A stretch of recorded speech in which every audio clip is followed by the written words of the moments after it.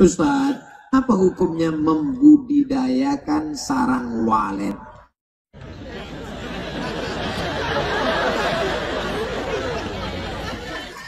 Sarang walet itu air liur, air mata, air telinga, atau air kencing? Air liur. Pakat ya, air liur ya. Ngences walet. Nah, sekarang kita bahas tentang hukum air liur. Kalau ada gelas, gelas itu terbuka tutupnya, tiba-tiba datang kucing. Apakah air gelas itu boleh diminum? Boleh. Kata Nabi, tawafun. Karena binatang itu, gelas kucing itu hanyalah binatang yang berkeliaran-keliaran. Daging kucing boleh nggak dimakan? Enggak. Jangan kalian makan sate kucing. Habis kalian makan, mengeong kalian. Mas, eong. Daging kucing haram dimakan. Tapi kalau kucing menjilat gelas, ada airnya, airnya tidak haram. Apa pelajaran dari sini? Bahwa sedangkan kucing yang tak boleh dimakan pun air liurnya tidak haram. Tapi jangan gara-gara ini kalian tampung air liur kucing. 2. Ketika Nabi sedang ceramah, tiba-tiba onta menjilat bajunya. Nabi sedang kultum, ada onta di belakang. Onta menjulurkan lidah, menjilat bajunya. Baju yang bekas air liur onta Nabi itu, Nabi pakai untuk sholat, menunjukkan air liur onta tidak najis. Itulah dalil ulama mengatakan air liur walet tidak najis berdasarkan 2 hadis tentang air liur kucing dan air liur onta. Tapi kan itu air liur onta, bukan air liur walet. Onta kan nggak bisa terbang, walet kan bisa. Ini bukan masalah terbang nggak terbang. Ini masalah air liur hewan halal. Air liur onta kan nggak dimakan Pak Ustadz. Kias. Quran, hadis, ijma', kias. Analogi. Itu dalil air liur walet halal.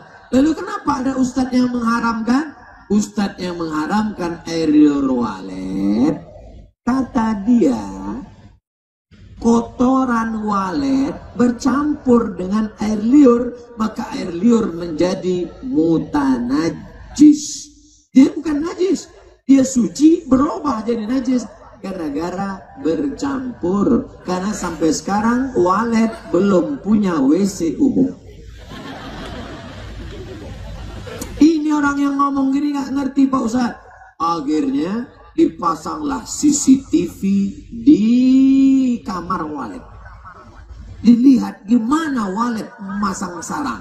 Coba tengok rekaman CCTV walet buat sarang. Ketika dia terbang dari laut, diambilnya buih-buih laut, lalu kemudian dibuatnya sarang. Ternyata tidak bercampur dengan tainya. Ternyata sarangnya itu dia patokkan ke tepi dinding, lalu kemudian jadi tainya di belakang. Kecuali setelah dia buat, lalu buat yang tainya di situ.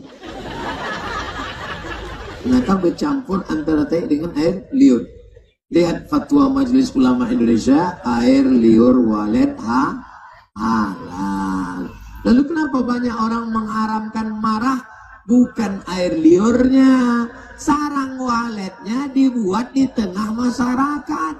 Masyarakat nggak bisa tidur karena waletnya bunyi terus, dan yang berbunyi itu bukan walet, kaset walet. Banyak walet yang tertipu, disangkanya suara cewek. Pas datang CD kata walet.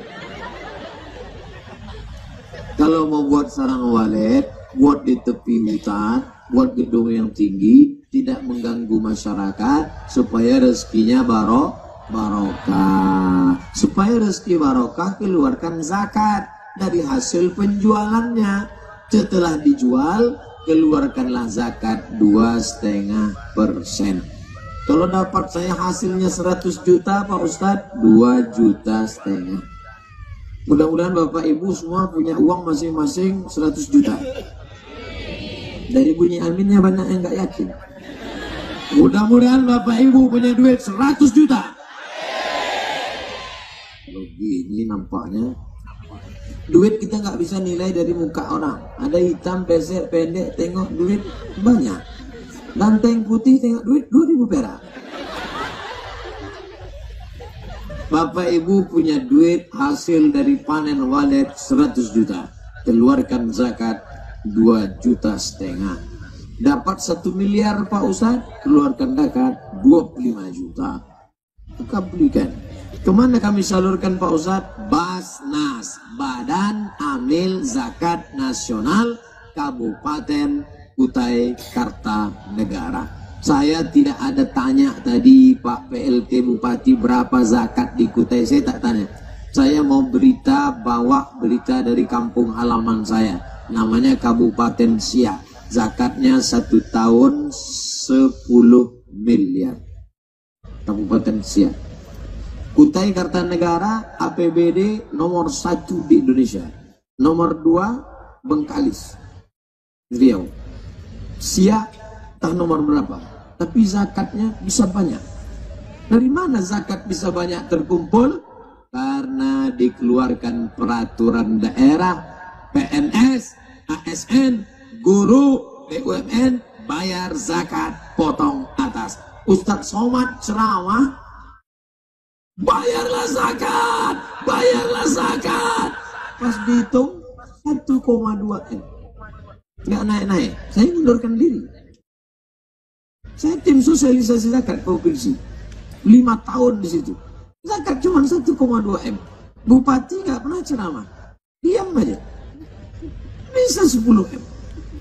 Kok bisa masyarakat bayar zakat? Ternyata bukan lewat ceramah, tapi lewat 10 M. Kira-kira mana yang efektif? Pejabat atau ustaz? Ragu kan? Nanti mau dibilang pejabat, ustaz tersinggung.